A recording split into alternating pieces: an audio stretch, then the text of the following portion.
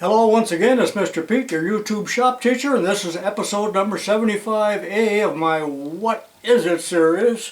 This, of course, is the question portion.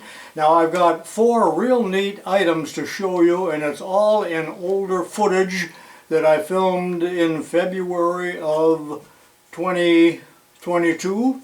And these items were displayed by one Mr. David Rudolph at the Flywheelers exhibit in Florida, so thank you to David for that. And so these little clips, of course, were pre-done, so I'm going to show them to you one at a time. I'm not going to introduce them other than what I say in the video clip, but I will number them 1, 2, 3, and 4.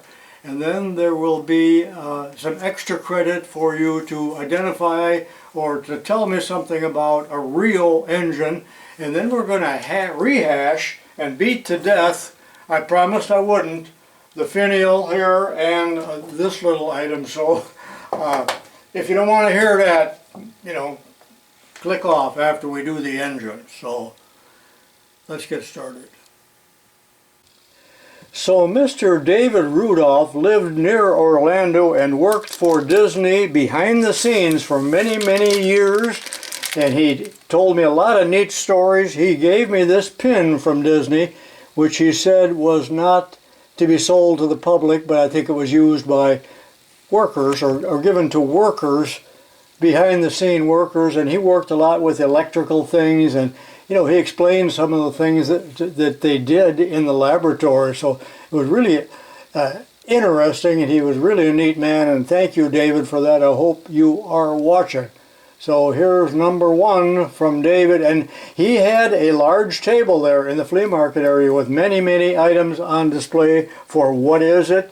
And I wish I would have filmed more, but it was hot and busy. And pincher again. Open a little wider.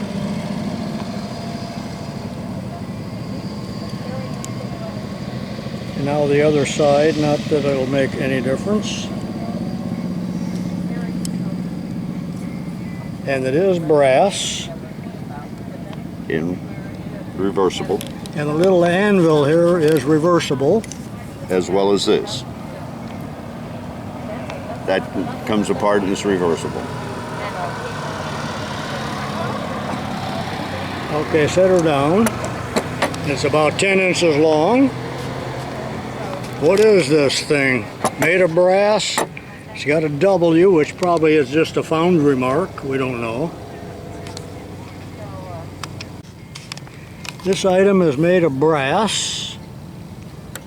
We started doing this a couple years ago.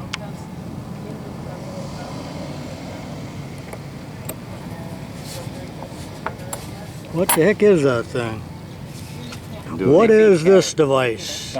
Obviously it's a clippers or a nippers or something of that nature, but it has a very distinct purpose. Oh yeah, they not 100%. Right. They probably still make these. Fertilizer. That'll work too. Yep. Compost. Yep, exactly. Okay, what is this item?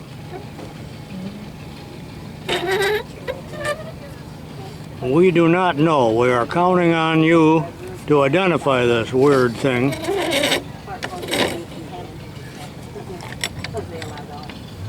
It's all cast iron, and there is a patent applied for, which was not approved because of such a nightmare. I don't know. It's pretty intricate right here, isn't it?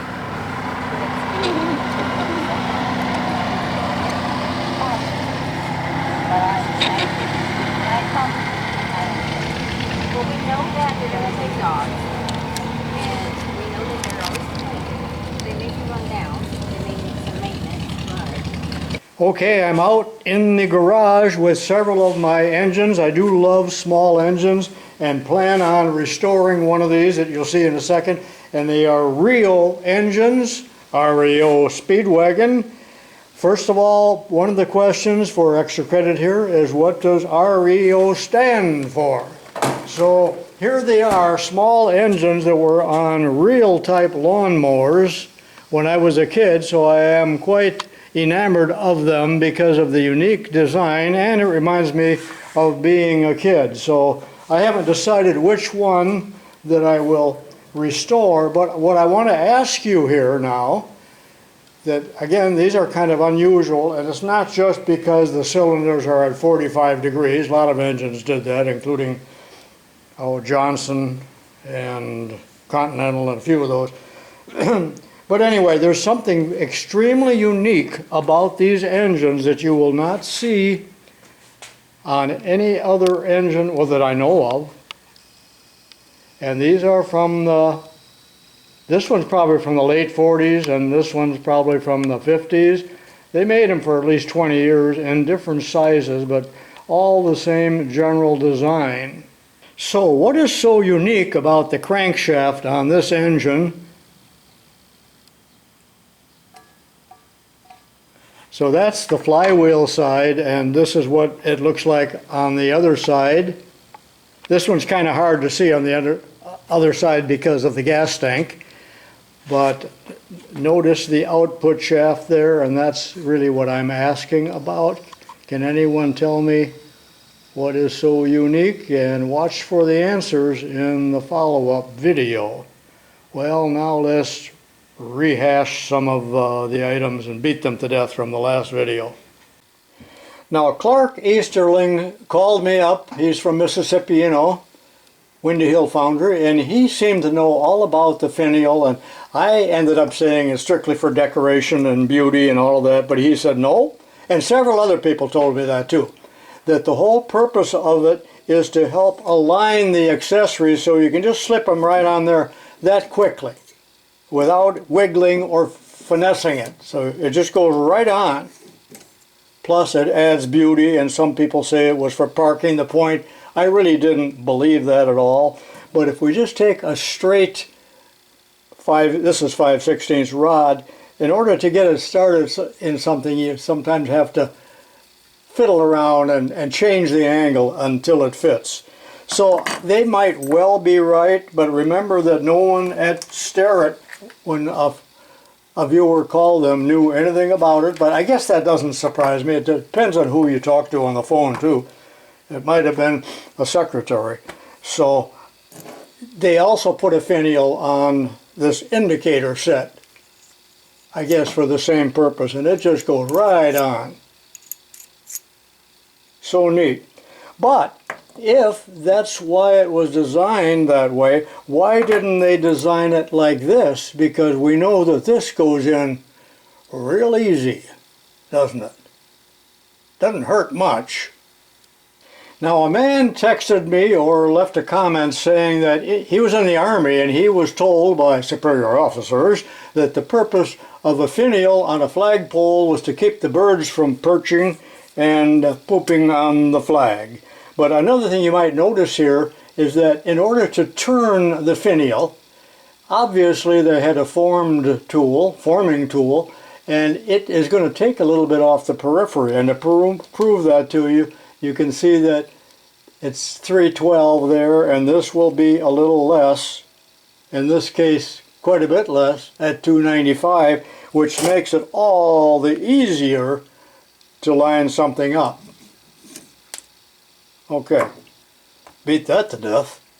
Again, this item, number 5, was given to me by Tony Perello, and that was in the last this and that, or what is it, I mean. And more recently, Bill Lewis sent me an email with a couple attachments. Take a look. Okay, Bell Telephone Labs, or AT&T, or whatever it was, had like a book or a catalog called Engineering Reference Data, Tools and Gauges. There it says Bell Telephone Laboratories, and they listed all the tools that they use. So he sent me this page, and there it is, describing its use and even a little blueprint of it showing the sizes, and of course it is for crimping connectors. Read this if you want for the details, and thanks to Bill Lewis for clarifying that. Anyway, thank you for watching. I'll see you next time. give me a big old thumbs up and click the icon so you can be notified of my upcoming content. See you then.